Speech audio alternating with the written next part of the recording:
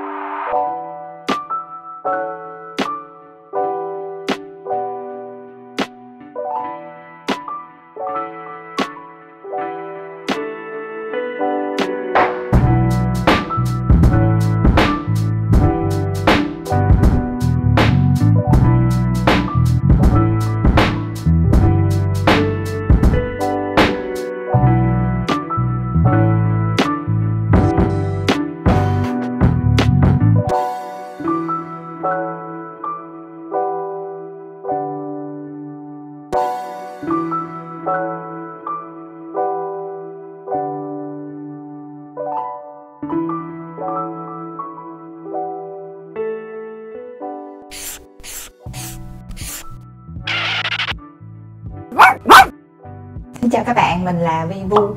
Hôm nay mình sẽ nói về chuyến đi Nhật của mình. Chuyến đi Nhật đó mình đi đến 2 tuần, tại vì maximum visa Nhật chỉ cho có 15 ngày thôi. Mà vé máy bay, ăn ở này nọ rất là mắc, cho nên mình nghĩ là mình đi một chuyến luôn cho đáng tiền. Và mình đi qua 4 thành phố: Tokyo, Nikko, Kyoto, Osaka. Sau đó mình bay về Tokyo. Trong cái tập này thì mình sẽ nói về thành phố đầu tiên. Thành phố đầu tiên là Nikko ha. Thì đầu tiên là nguyên nhân tại sao mình lại chọn thành phố Nikko, trong khi Nhật có rất nhiều là thành phố nổi tiếng. Một trong số đó cái mà mình muốn đi có thể tính đến Hokkaido nó có như là rất nhiều cánh đồng hoa siêu đẹp. Thì mình đi Nhật là vào tháng 10, đầu tháng 10, tức nghĩa là đầu thu thì chưa có nhiều lá đỏ lá vàng. Nói chung là ở Nhật các bạn muốn đi vào mùa thu, các bạn có thể coi được cái trên mạng là họ có một cái bản đồ thông báo mùa lá vàng lá đỏ của suốt nước Nhật luôn, tức là từ trên xuống dưới sẽ thông báo thời gian gần như là chính xác khi nào mà lá nó đạt cái độ đỏ rực nhất.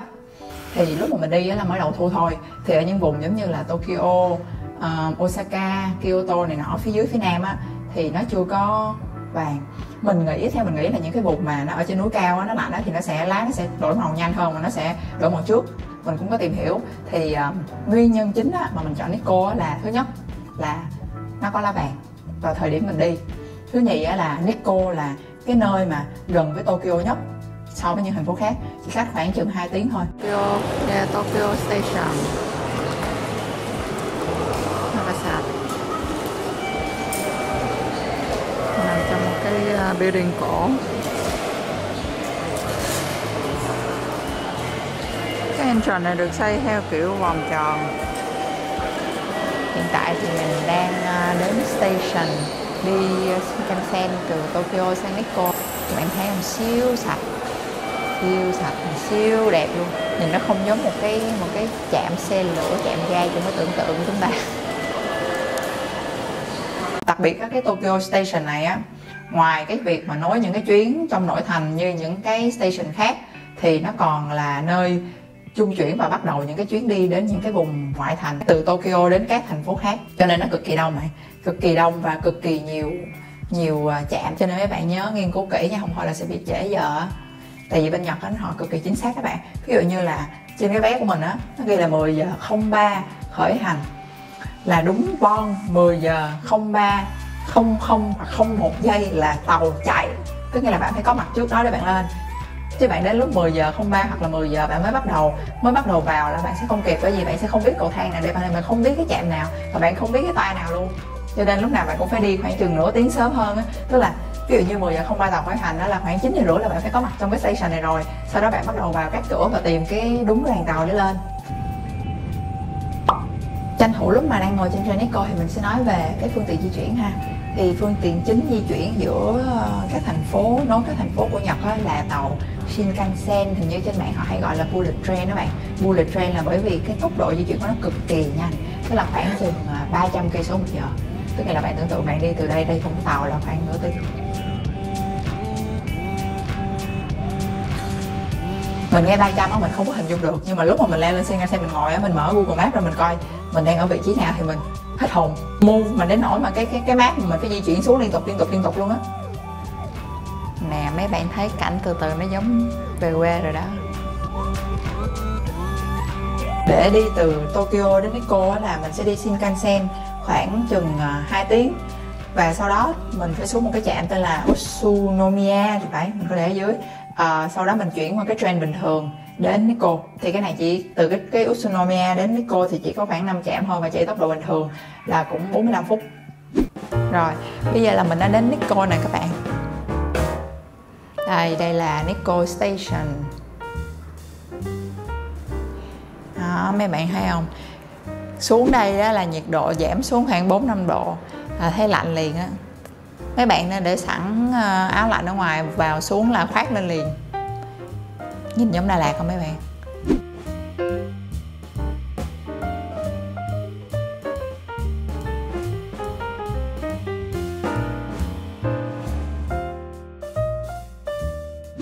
Nói chung chưa hay gì là mình thích rồi đó.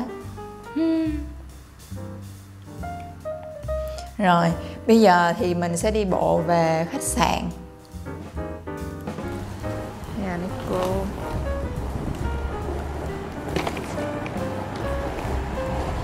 Đây là station, rồi ra khỏi station là sẽ lên đường đó nè. Tiếp theo là accommodation. Thì cái khách sạn mà mình chọn ở là Nikko Station 2. Cái này là khách sạn mới xây và rất gần station. Từ station đi bộ đến là tầm khoảng chừng 5 phút đi bộ thôi. Nhà phòng ở Nikko cũng nhỏ xíu giống như là Tokyo. Lấy nằm ngoài.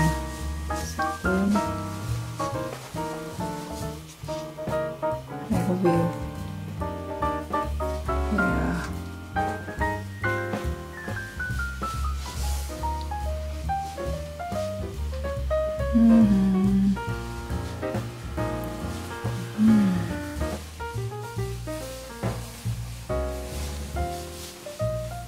Cái khách sạn này á, ngoài nó cách cái station nó còn cách cái siêu thị cũng có khoảng chừng 2-3 phút đi bộ thôi các bạn. Buổi tối ở Nikko không có nhiều hàng quán, mà mấy cái tiệm combini tức là convenience store nó cũng không có nhiều, cho nên mình nghĩ là ở gần siêu thị là tốt để có gì còn cứu đói được. Khách sạn này thì nói chung đó là cái phòng á, theo mình thấy là cái phòng ở Nikko á, nó to hơn cái phòng ở Tokyo nhiều, mà giá của nó cũng khá hợp lý. Cái link mình book Agoda thì mình có để ở dưới. Giờ mình sẽ nói tiếp đến điều thứ tư ha. Thì cái điều thứ tư là getting around in Nikko, tức nghĩa là phương tiện di chuyển ở trong khu vực Nikko. Thành phố Nikko thì nó khác các thành phố khác là nó không có hệ thống train, tức là hệ thống xe lửa, xe điện, mà nó di chuyển bằng bus. Cho nên khi mà đến Nikko Station thì mọi người nhớ mua luôn vé họ gọi là Tobu Nikko Bus. Giá vé thì nó thay đổi tùy vào cái khoảng cách mà bạn muốn đến, và thường là cái vé này nó sẽ valid trong vòng 2 ngày, tức là mấy bạn muốn đi bao nhiêu lần hoặc đi bao xa là tùy thích.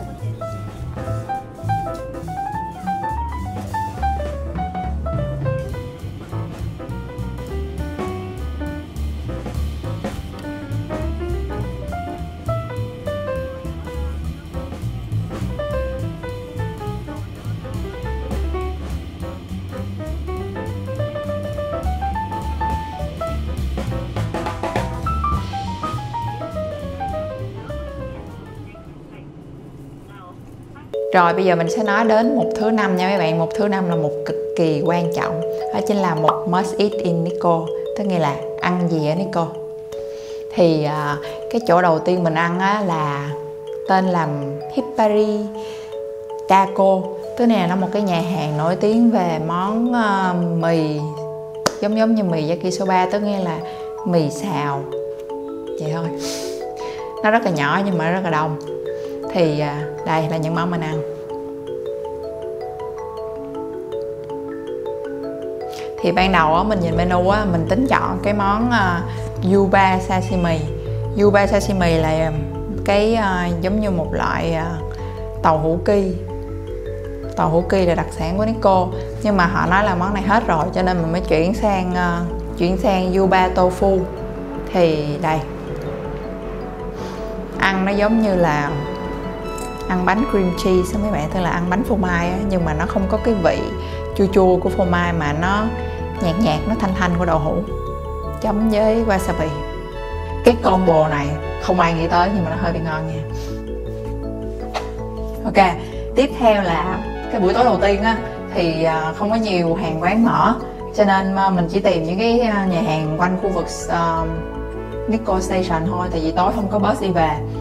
Thì nhà hàng mình chọn cái tên nó rất là dài, nói chung nó một nhà hàng sushi, tên mình có để ở dưới. Thì đây là những món mình ăn. Hãy nhìn miếng sushi đi các bạn, vậy không?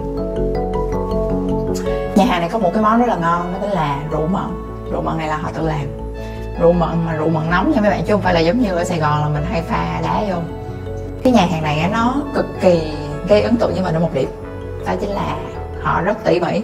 Lúc mà mình ăn xong á, mình đi về thì họ để sẵn 2 đôi giày của mình với lại anh em nhà mình. Thì ngoài giày á, thường họ sẽ để luôn cái đồ mang giày, cái cây dài dài mấy bạn. Đôi giày của nữ là đôi giày mình á thì họ để cái cây ngắn, còn đôi giày của nam á thì họ để cái cây dài.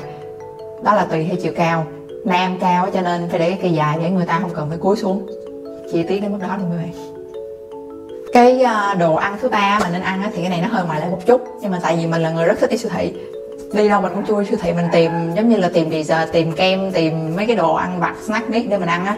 Thì trong siêu thị Nikko nó có một cái món là gọi là bánh su cream cheese, tức là nó cũng giống như bánh su bình thường thôi, nhưng mà cái nhân bên trong á nó khá đặc, nó giống như là bánh phô mai này. Mình là fan của bánh phô mai cho nên cái món này là mình highly recommend.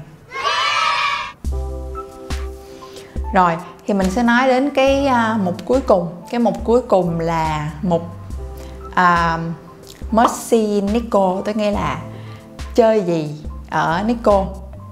Thì cái mục này cực kỳ quan trọng, bởi vì tất cả những cái hình đẹp đẹp mà các bạn thấy là nó sẽ nằm trong cái mục này hết. Cái cảnh mà mình thích nhất ở Nikko là hồ Chuzenchi.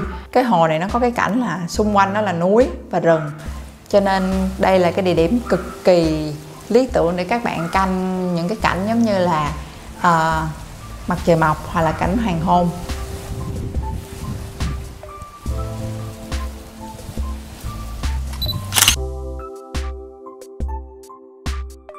Cái hình mà mình chụp á là lúc đó là khoảng chừng 5-6 giờ chiều, tức nghĩa là sương nó vừa phủ xuống mà ánh sáng mặt trời nó còn hơi nhập nhọn, người ta hay gọi là lúc twilight á các bạn. Siêu đẹp. Chạm bus thì mình có để trong cái bài chi tiết ở dưới ha.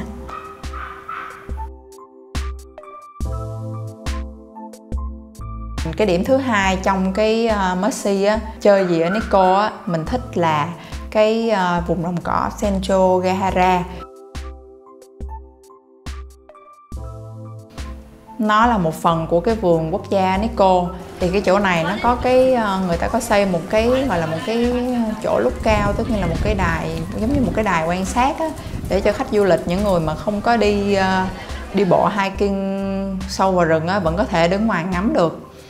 Thì cái đồng cỏ này nó đổi màu theo mùa, mà các bạn biết rồi đó, bây giờ đang là đầu mùa thu cho nên đồng cỏ nó sẽ màu vàng. Bạn nào mà đi trễ hơn mình một chút á, là tầm khoảng chừng cuối tháng 10 là nó sẽ chuyển sang màu đỏ, nó còn đẹp dữ. Rồi, điểm thứ ba là thác Yuchu. Lúc mà các bạn đi bus ở Nikko thì cái tips đó là các bạn nên ngồi đi suốt từ 1A đến cái trạm cuối. Theo cái vé của các bạn, ví dụ như là hồ Chuzenchi là chạy 26 thì ngồi từ 1 tới 26, để trong suốt cái đường đi á mình ngắm cảnh, mình nhìn xem cái trạm nào mà có cái cảnh đẹp hoặc là cái cảnh mà mình thích thì bạn nốt lại cái trạm bus đó, để ngày hôm sau mình có thể quay lại chụp những cái cảnh vào những cái thời điểm thích hợp.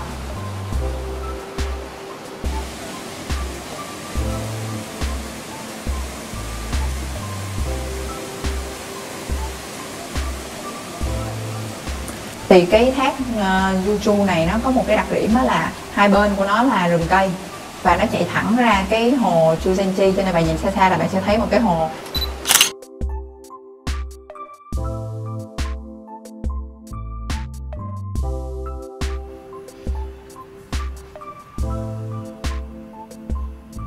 Cái địa điểm thứ tư á, thì cái này là một cái khu đền tên là Toshogu. Cái khu đền này thì mình nghe nói là được gọi là di sản UNESCO. Mình thì mình không thích đền lắm, nhưng mà tại vì đã đến Nikko rồi thì đương nhiên cũng phải đi tham quan cho biết cái địa điểm nổi tiếng nhất của nó. Nhưng mà mình cực kỳ ấn tượng bởi không phải bởi cái đền các bạn, mà bởi vì cái địa thế của nó Và cái môi trường tự nhiên á, tức nghĩa là cây, mình nghĩ chắc cây đây cũng mấy trăm năm á. Cây nó cao mà mấy chục mét mà giống như là thành rừng rừng luôn, mà xung quanh là núi.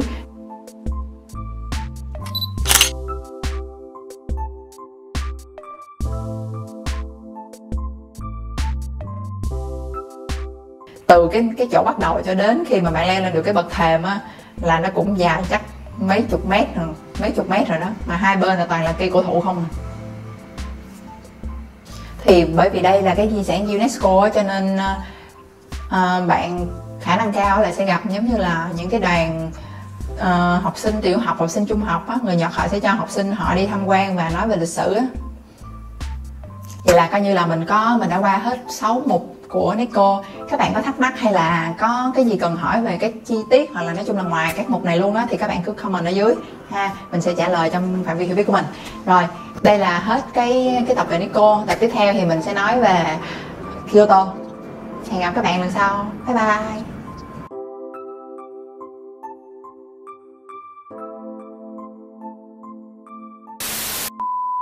Còn đôi giày của anh heo nhà mình. Anh heo nhà mình nghe nó sao sao lại à.